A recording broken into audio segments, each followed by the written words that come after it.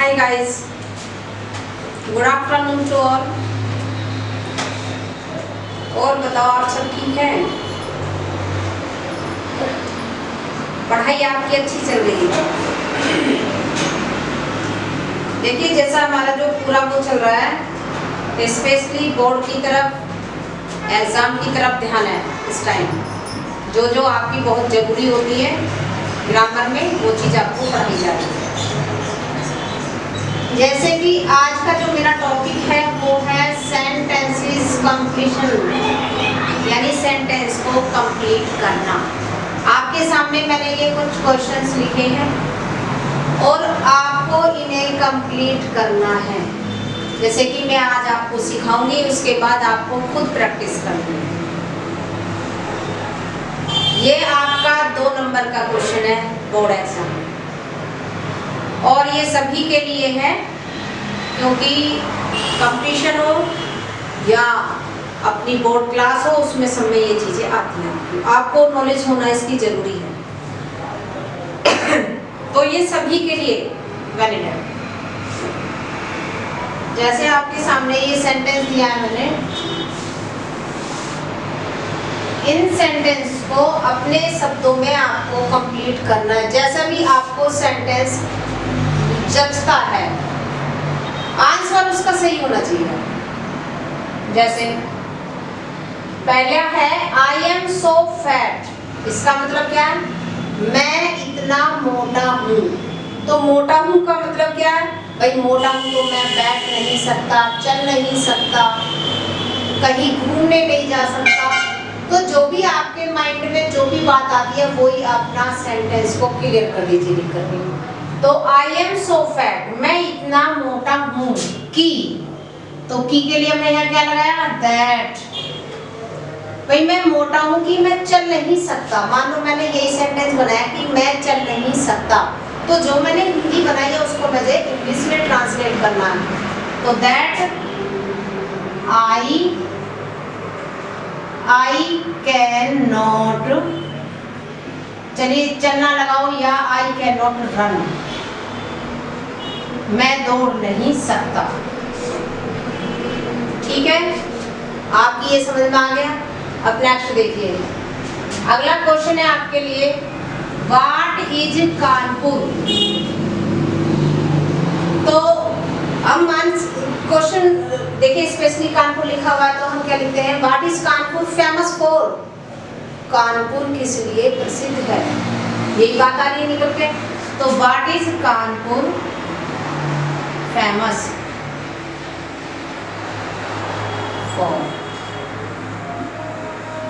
देखिए कुछ ऐसे होते हैं जो बिल्कुल सटीक बैठते हैं क्वेश्चन।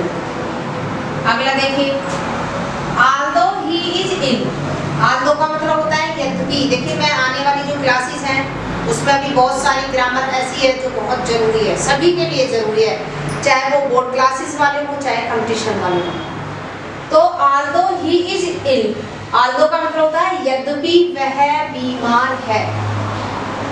भाई यद्यपि वह बीमार हो, देखो बीमार होने के बाद फिर भी वह स्कूल आया, या आप समझ लीजिए किसी की मैरिज है उसमें आया, किसी पार्टी में आया, या अपने काम पर गया, जो भी आपको सही लगे वो बना लीजिए। तो आल्दो ही इज इन, लेकिन एक बात ध्यान रखने की, जब भी आल्दो आएगा तो आपको यट जरूर लगाना पड़ेगा उसमें। Aldous he is in yet ही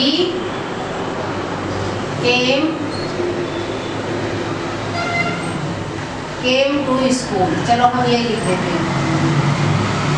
मैं ये इसलिए लिखा क्योंकि जब बच्चों की थोड़ी तबीयत खराब होती है तो कुछ छुट्टी मांगते हैं। तो although he is ill, yet he came to school। यद्यपि वह बीमार है फिर भी वो स्कूल आया, या फिर भी वो ऑफिस आया, जो भी आपको अच्छा लगे वो लिख दीजिए। अगला देखिए, I do not know, मैं नहीं जानता। मैं क्या नहीं जानता? कि राम कहाँ रहता है, सीता कहाँ रहती है, या उसका घर कहाँ है, या मेरे दोस्त का घर कहाँ है। तो जो भी आप सेंटेंस बना रहे हैं उसको बिल्कुल सब्जेक्ट वर्ब ऑब्जेक्ट लेकर के बना लीजिए। आई डू नॉट नो, मैं नहीं जानता, वेयर, चलो ये दीदी छोटी सी बात है, वेयर डू यू लिव, बन गया नहीं एकदम sentence. I do not know, मैं नहीं जानता, वेयर डू यू लिव, तो तुम कहाँ रहते हो, ठीक, हमने ये चीज जोड़ दी। अगला ऑनेस्टी इज द, ईमानदारी क्या है, ईमानदारी एक अच्छा गुण है, तो कैसे बनाएंगे हम, honesty is the best quality,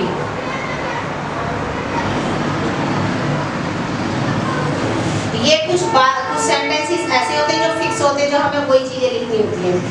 अगला सेंटेंस दीजिए, देखिए, how do you know, how do you know, तुम कैसे जानते हो, किसको जानते हो, मेरे पिता को, मेरी माता को, मेरे भाई को या मेरी फैमिली को कैसे जानते हो, जो भी आपके उस समय सेट लग रहा है वो लिख दीजिए आप। तो how do you know my family, मैंने एक छोटे से 2 वर्ड लिखे, देखिए इन छोटे छोटे से शब्दों पे आपके 2 मार्क्स हैं, बड़े इंपॉर्टेंट चीज है ये। अगला देखिए, अगला सेंटेंस है आपके सामने, everybody knows that, everybody knows that, सब जानते हैं कि, क्या जानते हैं सब, कि गॉड इज ग्रेट, ईश्वर महान है, सिंपल सी बात है। Everybody knows that, who is he, सब जानते हैं वह कौन है, या एवरीबॉडी नोज दैट कि PM Modi is our prime minister, कि पीएम मोदी हमारे प्राइम मिनिस्टर है। तो जो भी आपको सेंटेंस सही सेट लगता है आप उसको लिख दीजिए, लेकिन आपको सब्जेक्ट वर्ब ऑब्जेक्ट का ख्याल रखना पड़ेगा, तभी आपको 2 नंबर मिलेंगे। तो एवरीबॉडी नोज दैट, हमने क्या लिखा है, चलिए लिख देते हैं, गॉड इज ग्रेट, ठीक है।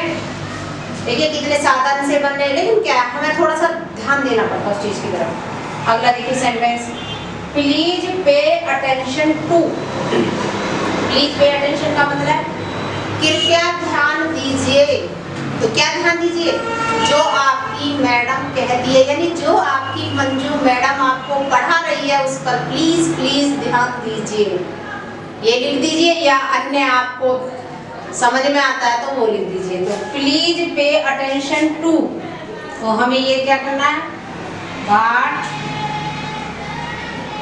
योर टीचर सेज, देखिए ये बिल्कुल मैंने बता देती हूँ आपको, ये थोड़ा सा इंटर में आते हैं ज्यादातर इस टाइप का sentence. Please pay attention to what your teacher says, कृपया ध्यान से सुनो जो तुम्हारे अध्यापक कहते हैं। व्हाट का मतलब यहाँ पर क्या नहीं, व्हाट का मतलब यहाँ जो से है, ये बहुत स्टैंडर्ड बात है।